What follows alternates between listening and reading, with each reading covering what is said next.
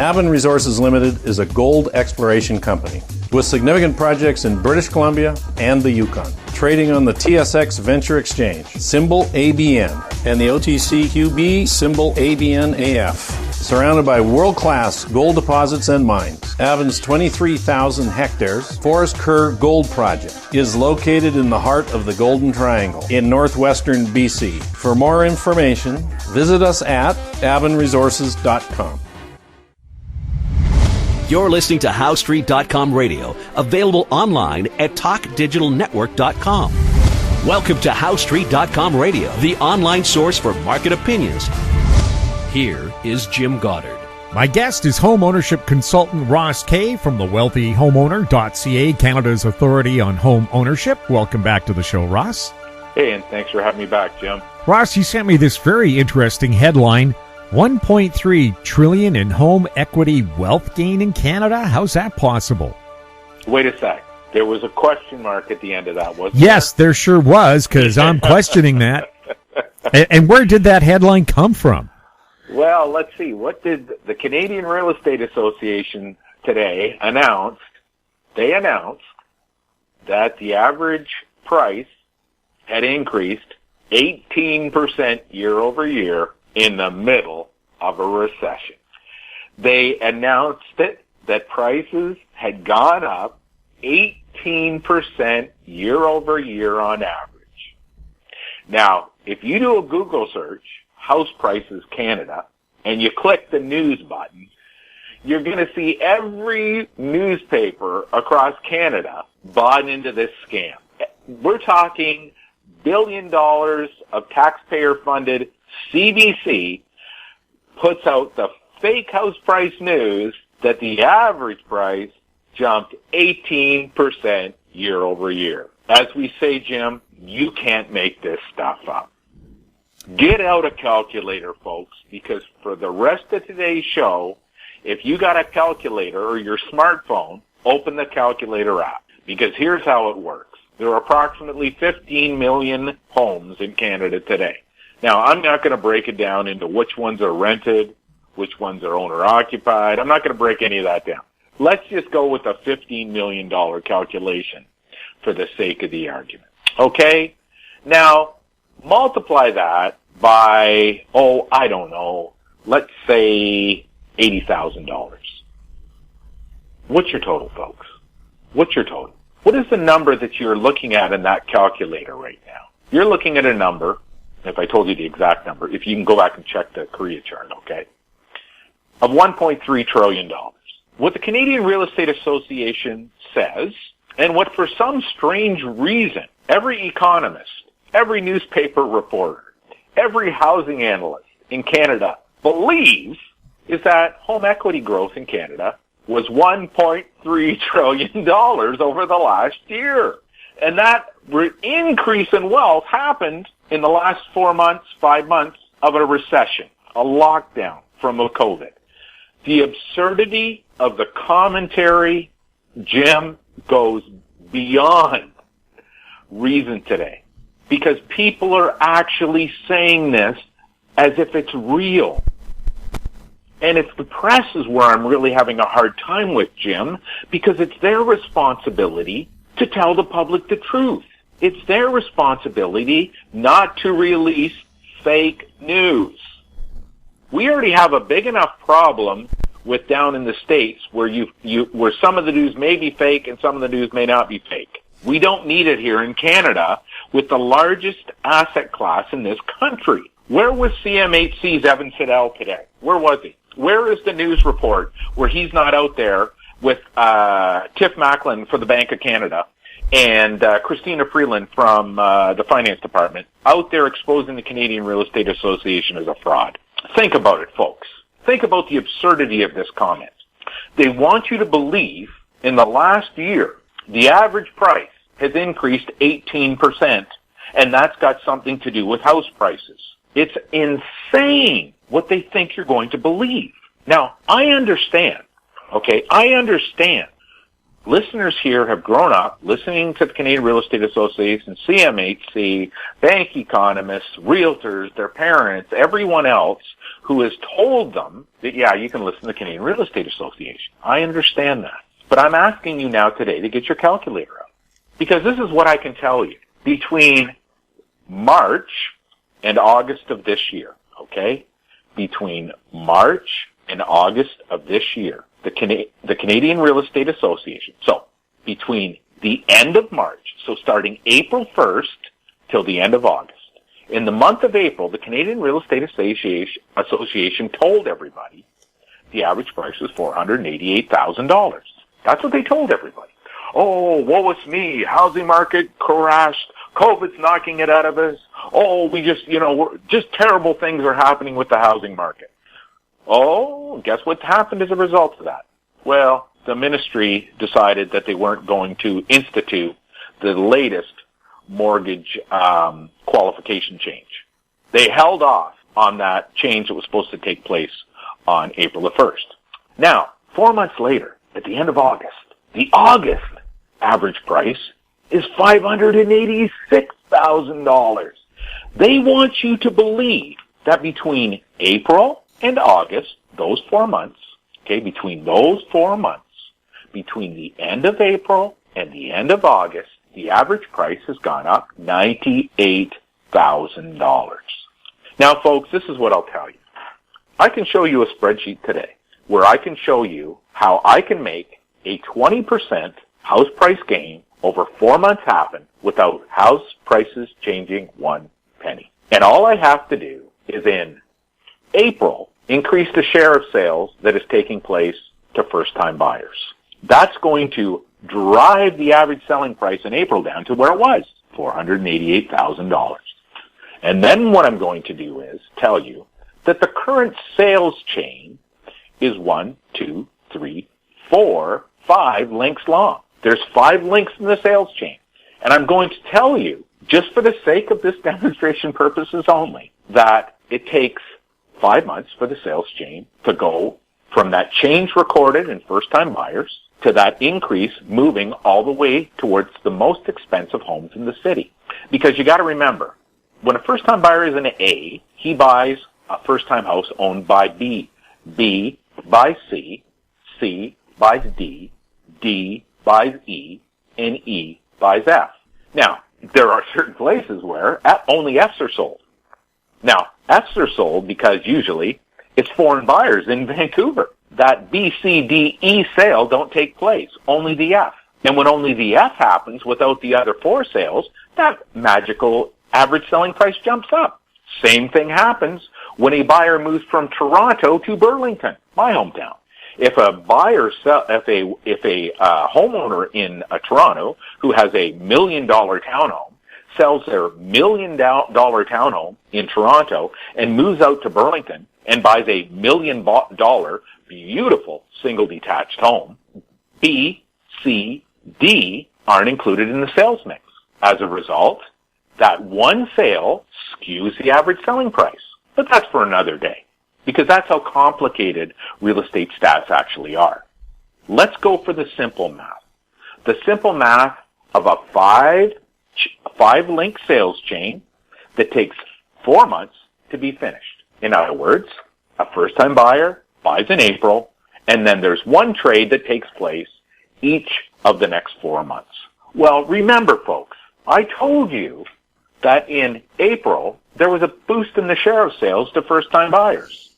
Well, what if the share of sales to first-time buyers increased by 40% in that month, and then by August, that 40% increase was now resulting in the last link of the chain, which was the most expensive houses in the country.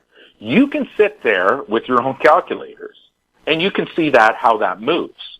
What I can tell you is, I can show you over those 4 months a precise 20% house price change. Now, guess what, folks? Get your calculators out, because here's how the magic works. In August, the average selling price reported by Korea Today was $586,149. Type it into your calculator. Divided by that price that I told you about when the first-time buyers were buying in April, $488,203. Type it in. Hit equals times 100. Look at the number you're staring at. You're staring at 120. You're staring at a 20% house price gain over those 4 months. I just told you how that house price gain happened without the average price or the price of any home changing. Oh, no, Ross, you're just making this up. This is magic math. This is unbelievable. Yeah, right, folks. There has been no time in Canadian history, in the history of the Canadian Real Estate Association, where they reported a $100,000 gain over 4 months. It has never happened before. Why? Because the math doesn't normally work this way. If you go back to earlier shows, where I constantly focus on, they're not even measuring housing prices, they're measuring buyers. I understand back then it's hard to find these calculations out because you have to do a breakdown of sales that take place in a given month, and you have to put each of those sales in the right category of home that they're in the actual day that the sale was recorded, and what other set of sales were included in the chain. And unless you're capable of doing that for 69 real estate boards across Canada, it's impossible for you to do it today. We do it because we know how MLS data works. I also told you months ago that this was the one time in history about MLS stats being able to be debunked in real time right before your face. And here it is.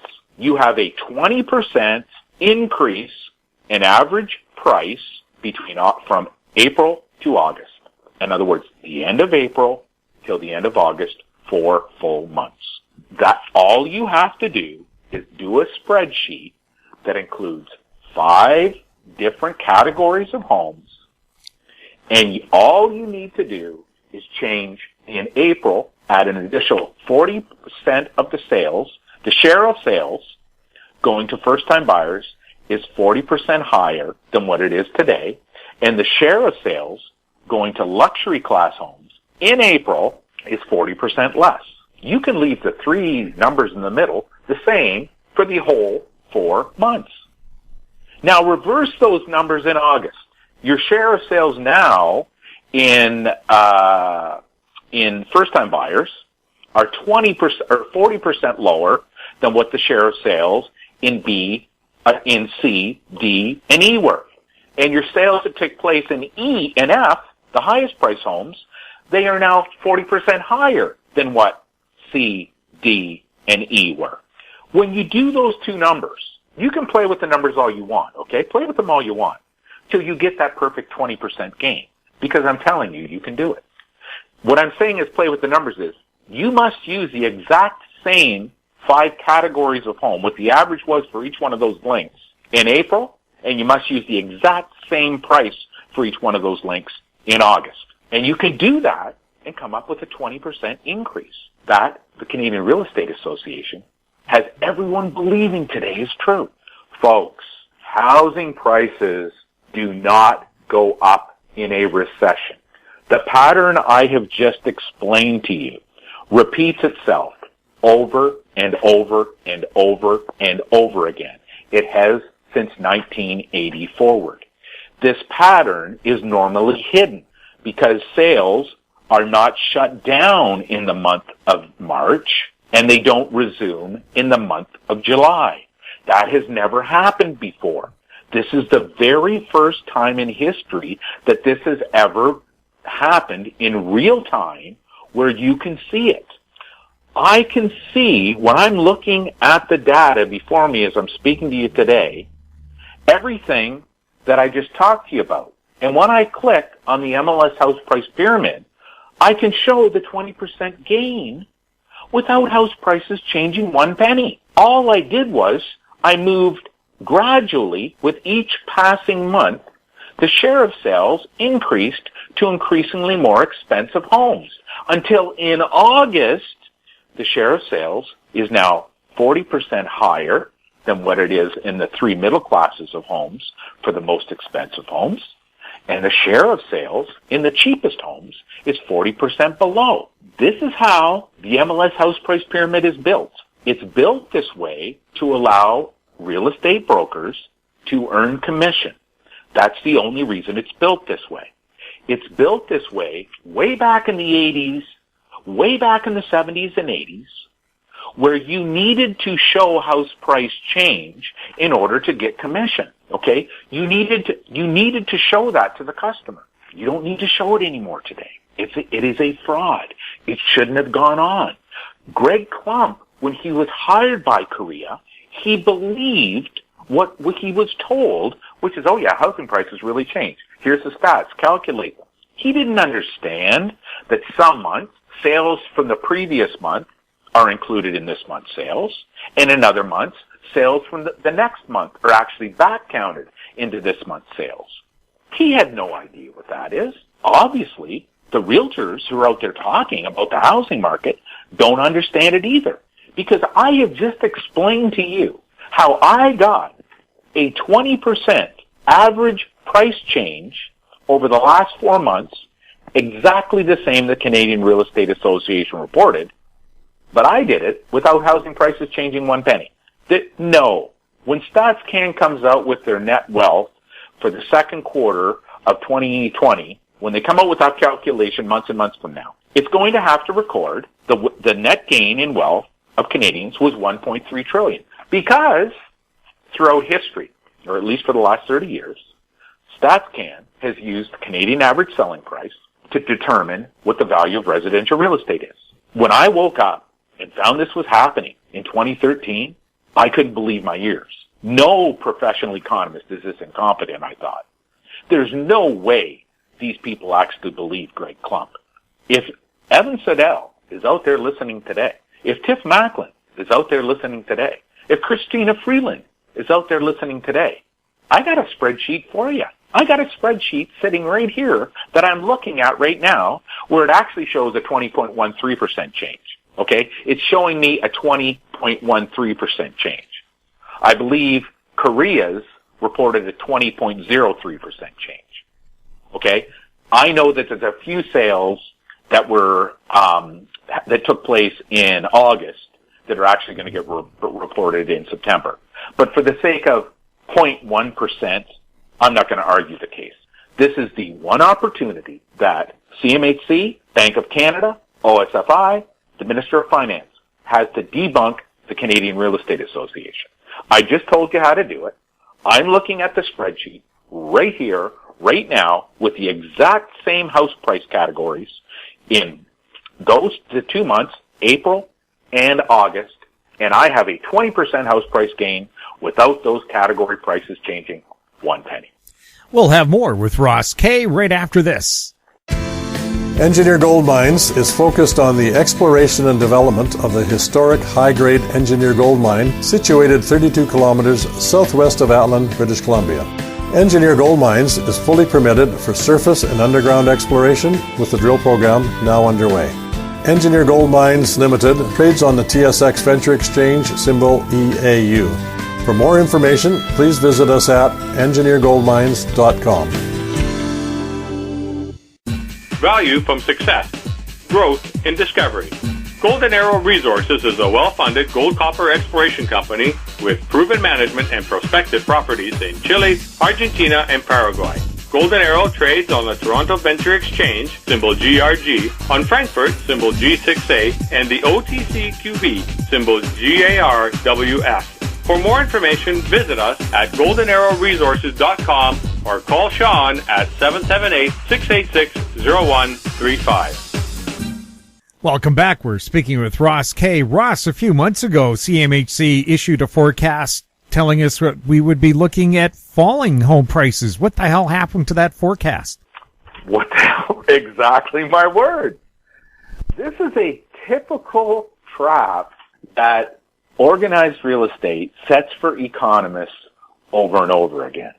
Okay? They set this trap years ago. Why do you think, Jim, people believe you can't time a housing market? Why has this myth become believed as a universal truth when it's a myth? Okay? When I started selling real estate in the late 80s, my father showed me how the MLS system worked. He showed me how prices got reported and how the share of sales constantly changed and how a narrative was created by the local real estate board for the favor of sellers. You have to remember, Jim, when I started in the 80s, throughout the 90s, home buyers could not get legal representation anywhere in North America. It only started to be talked about around 1995, okay? It was illegal when I started to do anything at all to influence, to do something that would cause a seller to get less for their house. It could be my sister buying a house from me, which she did, okay? Her and her husband did. I legally could not try to get them a lower price in the house. Now, they knew this fully, as did all of our clients. We were never embarrassed to tell anybody. Look, don't tell us how much you'll pay for a house, because if you tell us and then the seller asks us, do you know if these buyers, I know they're offering 100, do you know if they're willing to go up to 105? And if you had told me, Ross, we'll go up to 105, I would tell the buyer, I would tell the seller, hey, yeah, my clients have already told me they would go up to 105. But I would have already told you never to tell me that, because I was honest. We had enough business that we could be honest with people. We didn't have to worry about fighting over a commission, because there was always more buyers and sellers looking to deal with us. We were turning away buyers and sellers because we couldn't handle the business that we had. We were lucky enough. We got to pick and choose who we worked with. And then when you build up a client repertoire of that magnitude, you get to just deal with them and their friends and family. Someone gave you a hard time, didn't want to listen to you. You just didn't deal with them. You didn't have to. You had one or two others waiting in the woods. You could only do so much business at a time if you wanted to do it personally with them.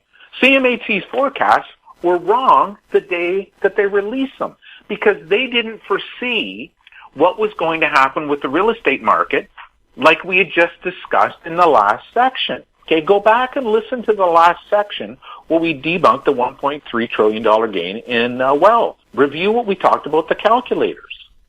CMHC is clueless to what I'm telling you here. If CMHC had a spreadsheet where they could produce a 20% house price gain without house prices changing one moment, I am assuming they have a legal responsibility to the Canadian taxpayer, to the government, to disclose that to the public. They have to stand up and say, hey, the Canadian Real Estate Association is lying. House prices didn't change. The only thing that's changed is where the share of sales went. That's created house price illusion, which through the last 40 years, the Canadian public has decided to believe. Same as the American public has decided to believe it. A few months ago, when CMHC issued this forecast, we sat here and laughed in the office. They really think that housing prices are going to drop that quickly. Are they that clueless? First of all, you shut the market down in March, right when first-time buyers were buying, which is why you had that lower price in April, because those sales were in the queue and they still had yet to be reported as closed sales, or as firm pendings. They were recorded as firm pending in April, which dropped the average selling price. Uh-oh, you know what's coming next. The average selling price is going to increase over the next couple of months. What happened? We locked it down. What happened then? We opened it back up in June. And then magically, house price skyrocketed. The newspapers reported it as headlines all over. Glory, hallelujah. The Canadian housing market is returning. Everything is going to be okay. The next month, more sales. Again, same headline. This month, again, same headlines. Wait a second, guys. It's a 5-link sales chain. It's going to take at least 3, probably 4 or 5 months for the chain to get finished out. House prices are going to gain for the next period of time. So CMHC was actually forecasting something that you're not going to see recorded, if you're lucky, until the second and third quarter of 2021. Why? Well, next spring, first of all, this fall, because with the sales prices were so low last fall, when they get reported this fall, when Korea reports year-over-year house prices increased by 2%, not as bad as we thought, they're comparing it against last year's low prices. Everybody's going to forget about it. On January the 15th, everybody's going to wake up that morning, and the Canadian Real Estate Association is going to announce, hey, average selling price for 2020 is up. Let's, for the sake of the argument, let's say they say it's up year over year 7%. Housing prices ended up 7% year over year in 2020. In the middle of a lockdown, in the middle of the largest unemployment numbers we've seen in a long, long time, certainly the greatest off-peak employment numbers in history, in the middle of a recession, in the middle of taxpayers getting subsidized by the government just so that they can pay their bills, we still saw a 7% year-over-year house price gain. Evan Siddall sitting there with CMH, oh my God, guys, how could we be this far out? How could we be this wrong? And poor Evan, he doesn't know how MLS stats work. It's the reason why, in a correcting housing market, you don't really realize the correction is taking place. That correction doesn't appear. Because in order for sales prices to drop, the total number of sales has to start dropping. That means the number of sales that took place earlier in the year are going to be disproportionately represented in the year's total. So as the housing market is correcting, you don't actually see that being equally discussed in the year end. That's why when you look at all the house price charts from history, they're always calculated at the year end prices. So when you look at those year end prices, you don't really see what happened in the year. It's a false narrative. That false narrative allows a few buyers the next spring to overpay for houses again. Now, they're already getting a discount, but they're not getting the discount they should be getting. Those sales, because they happen in the spring, will form a larger share of the sales at the end of the year. Once again, you're going to have the real house price declines are hidden in the second year. In this particular instance, because so many first-time buyers were bought in the months of March and April of 2020, and then the market was cut off before the rest of the links of the chain could be completed. And those sales were not completed until June, July, and August. When you compare next spring, you're going to be comparing it against a time when only first-time buyers were buying. When next spring, the balance of sales will be more at a historical norm. Then the next quarter, June, July, August, January, March, April, May, June, July, August, September, you're only going to see the tail end of this month's reporting, so like this month we're in right now, being impacting the data from the previous year. So that's when you're going to see any real decline will be in that quarter, the third quarter. So CMHC comes out with this forecast in March.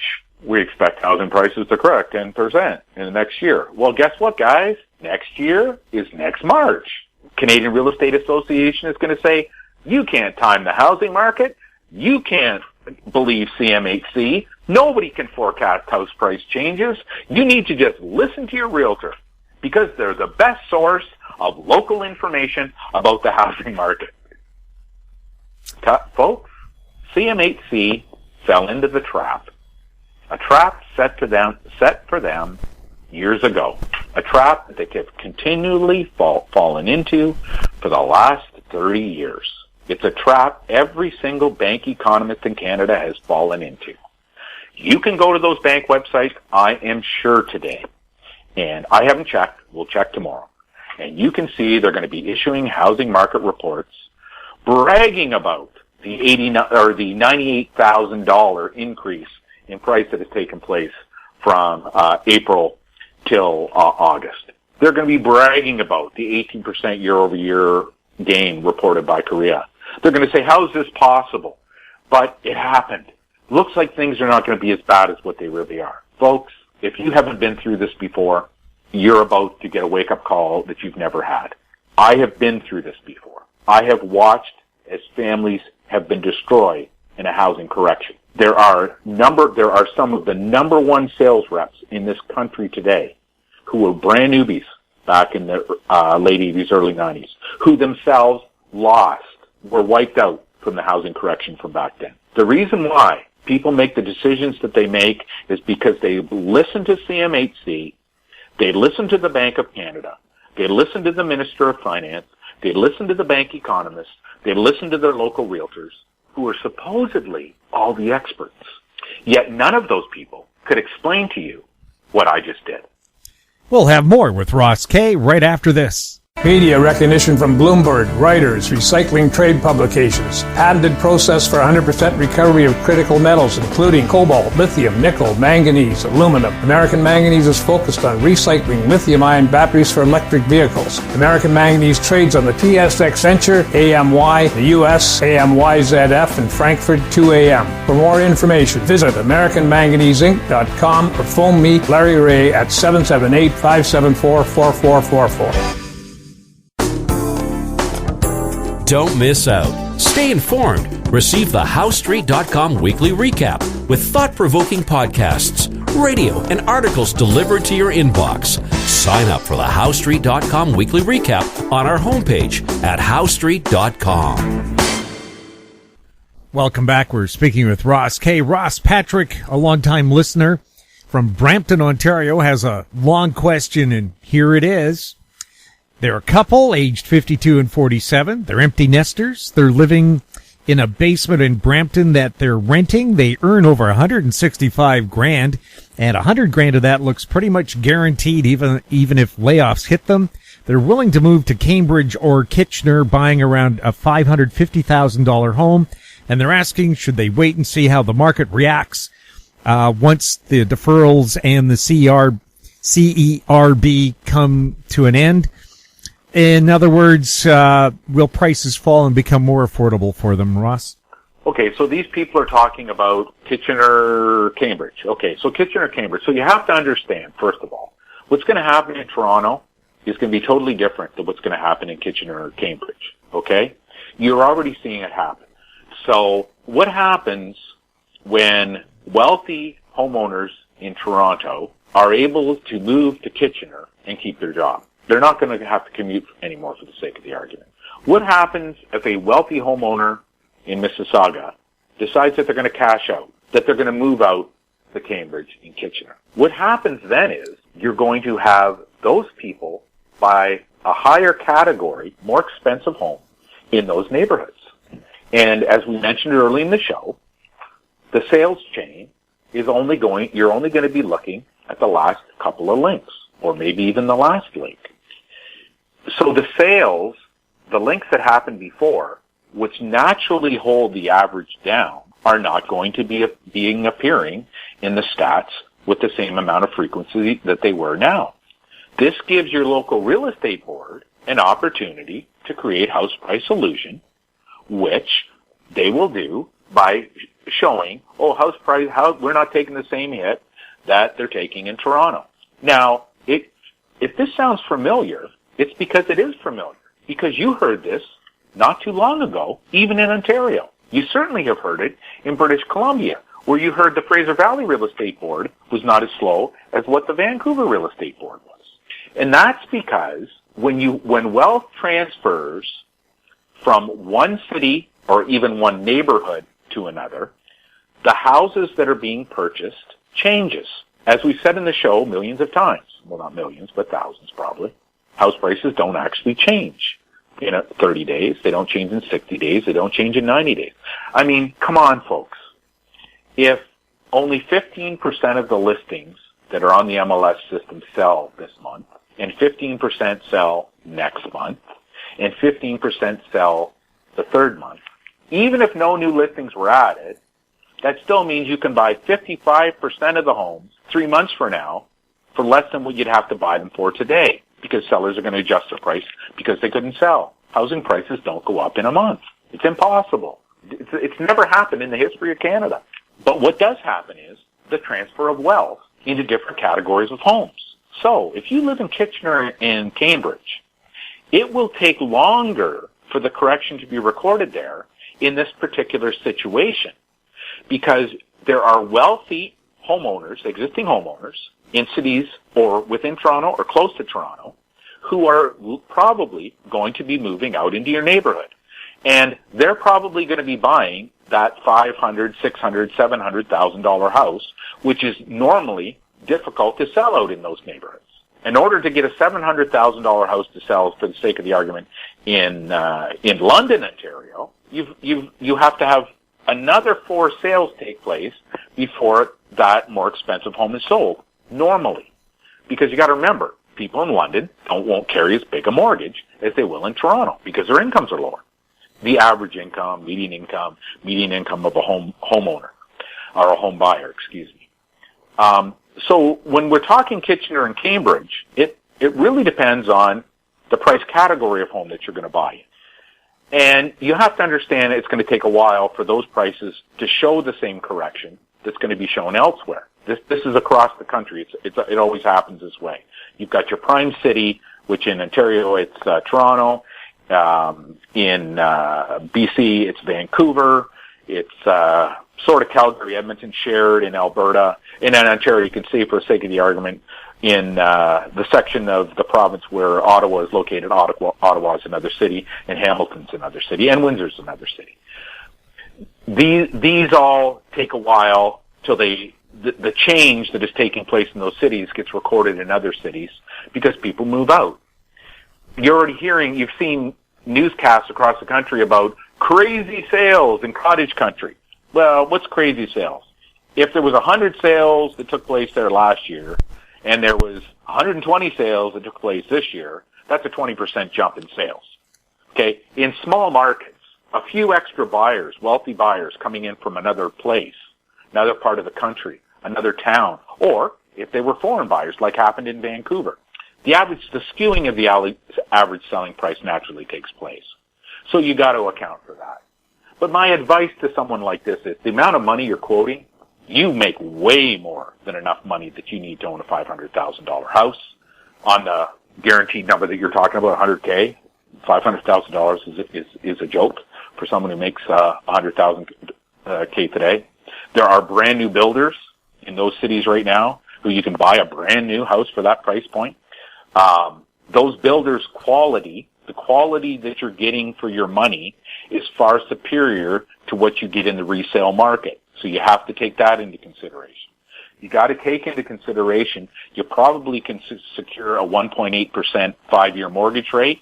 You probably can secure a 2.3% 10-year term. So you got to take that into consideration because those interest savings, depending on the amount of money you want to use for a down payment, can offset some of the loss. Now, the best situation for folks like you're talking about here, Jim, is they should move to Cambridge, Kitchener, where they want to buy now, and they should rent. They should move out there and rent. And you've got to know that you're probably not looking to buy at the earliest into next spring. So you rent. What's the worst thing that's going to happen? You're going to have to pay for the rental for a couple of months on the other end, where if you were to buy and close in your house, say for the sake of the argument, June, you're going to have to pay July, August, September rents. Okay, that's a minor price to pay in today's world with today's housing market. The beautiful thing about today's housing market, and the most powerful thing about today's housing market, is the mortgage rates being where they are. I would not encourage someone to buy now. Okay? We do not do that. You need to know what category of home you're buying, what type of home that you're buying, how that housing market is moving, because you have to understand this, folks. This is really evident when you look province to province. British Columbia's trading cycle is totally different than Ontario's trading cycle. The months where a $500,000 buyer should be buying is totally different in Ontario than it is in British Columbia, than it is in Calgary. Okay?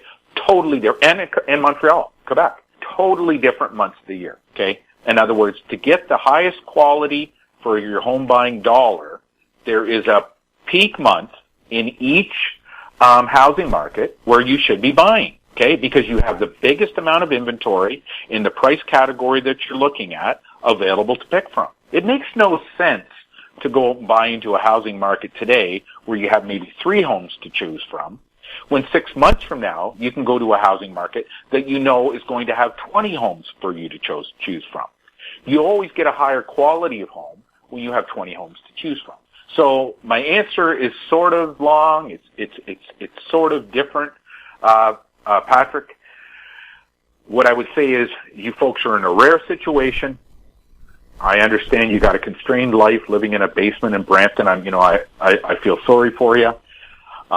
You're making a wise decision based on what you've outlined here for Jim. All you need to do is time the market. You need to set yourself up with the best relocation strategy, because that's really what we're talking about here. This is not just a buying strategy. This is a relocation strategy. You had talked about Kitchener, Cambridge. Well, how would you like to get all of your fees tax deductible in the year that you move? Okay? How would you like to save all those thousands and thousands of dollars? Because the move that you're talking about, it's probable that you can set that up so it's tax deductible off of your income in the year that you move. This is how you have to look at things. It's no way that it's presented to you by any of the real estate stakeholders. If you go look at any of these, how to buy a house in 10 home steps, Genworth, CMHC, Realtors Association of Canada, your banks, none of those people have a legitimate home buying program that's out there. None of them do. They're all crafted to fuel their narrative. Those policies, those programs are all designed to put money in their pockets. When money goes into their pockets, it comes out of yours. You need to be using something, a plan that works for you. And hopefully I've made that a little bit clearer by explaining it the way that I have. Ross, thank you so much for the update. Hey, thanks for having me back on, Jim. My guest has been home ownership consultant Ross Kay from the wealthyhomeowner.ca. If you have any questions for Ross, and he loves to answer them, you can send them to info@housestreet.com, our YouTube channel, Talk Digital Network. Find us on Twitter @HouseStreet. We're also on Facebook. I'm Jim Goddard. Thank you for listening. Comments made on HouseStreet.com radio are an expression of opinion only and should not be construed in any matter whatsoever as recommendations to buy or sell any financial instrument at any time.